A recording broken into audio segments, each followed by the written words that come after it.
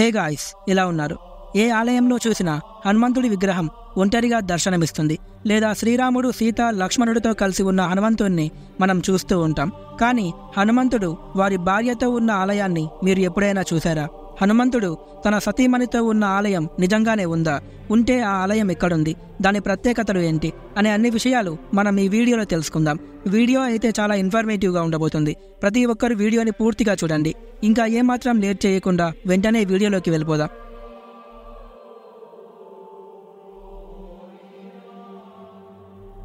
హనుమంతుడు బ్రహ్మచారి అని అందరూ అంటూ ఉంటారు.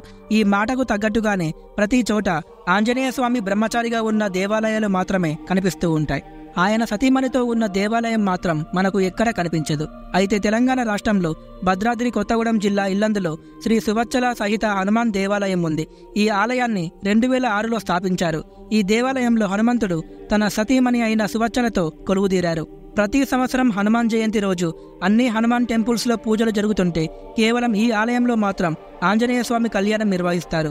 16 సంవత్సరాలుగా కేవలం తెలంగాణ రాష్ట్రం నుండే కాకుండా వివిధ రాష్ట్రాల నుండి కూడా భక్తులు ఈ ఆలయాన్ని దర్శించుకొని వారి మొక్కులు చెల్లించుకొని వెళ్తూ ఉంటారు. ఇక్కడికి వచ్చే భక్తులు కోరిన కోరికలు నెరవేర్చే దేవాలయం ఇది. అలానే ప్రతి వారం హనుమాన్ చాలీసా పారాయణం ఇక్కడ ప్రత్యేకంగా జరుగుతుంది. అలానే తెలంగాణ రాష్ట్రం మొత్తంలో ఈ ఒక్క దేవాలయంలోనే శ్రీ సువచ్చల సహిత హనుమంతుడు దర్శనమిస్తాడు. మరెక్కడ కూడా ఇలాంటి తరహా దేవాలయం లేదు. హిందూ మైథాలజీ ప్రకారం జ్యేష్ఠ మాసంలో హనుమంతుడి వివాహం జరిగింది. కానీ ఈ ఆలయంలో మాత్రం హనుమాన్ జయంతి రోజే శ్రీ సువచ్చల సహిత హనుమంతుడి కళ్యాణం జరిపించడం ఇక్కడి ప్రత్యేకత. అలానే ఎప్పటి నుంచో అదే ఆనవాయితీగా వస్తుంది.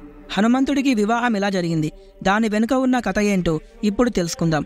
పరాశర సంహితలో హనుమంతుడికి వివాహం జరిగినట్టు తెలిపారు. పరాశర మహర్షి చెప్పిన ప్రకారం సూర్యుడినే తన గురువుగా హనుమంతుడు ఆరాధించాడు. ఒక్క నవవ్యాకరణం తప్ప తన గురువు నుండి సకల విద్యలు వేదాలను హనుమంతుడు నేర్చుకుంటాడు. హనుమంతుడు బ్రహ్మచారి కావడంతో ఆ నవవ్యాకరణాన్ని నేర్చుకోలేకపోతాడు. విద్యాభ్యాసం పూర్తి కావాలంటే ఆంజనేయుడు తప్పనిసరిగా వివాహం చేసుకోవాలని భావించిన సూర్యుడు ఆ త్రిమూర్తుల సూచన మేరకు సూర్యుడు తన కిరణాల కాంతిలో సువచ్చలాదేవి అనే యువతిని సృష్టించాడు. ఆ తరువాత సూర్యుడు సువచ్చలతో హనుమంతుడి వివాహాన్ని నిర్ణయిస్తాడు. ఆ వివాహానికి హనుమంతుడు ఒప్పుకోడు. సో తాను ఆజన్మ బ్రహ్మచారి కాబట్టి తన ప్రతిజ్ఞకు భంగం కలుగుతుంది అని అంటాడు. అప్పుడు గురుదక్షిణ కింద తన కుమార్తె సువచ్చలను వివాహం చేసుకోవాలి అని సూర్యుడు ఆజ్ఞాపించాడు.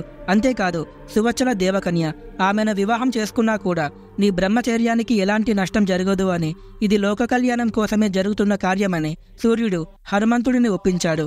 అలా హనుమంతుడు జ్యేష్ఠ మాసాన సువచ్చలాదేవిని వివాహం చేసుకొని నవవ్యాకరణాన్ని పూర్తి చేస్తారు. వివాహం తరువాత సువచ్చలదేవి తపస్సులోకి వెళ్ళిపోతుంది. హనుమంతుడు కూడా మరో చోటికి వెళ్ళిపోతారు.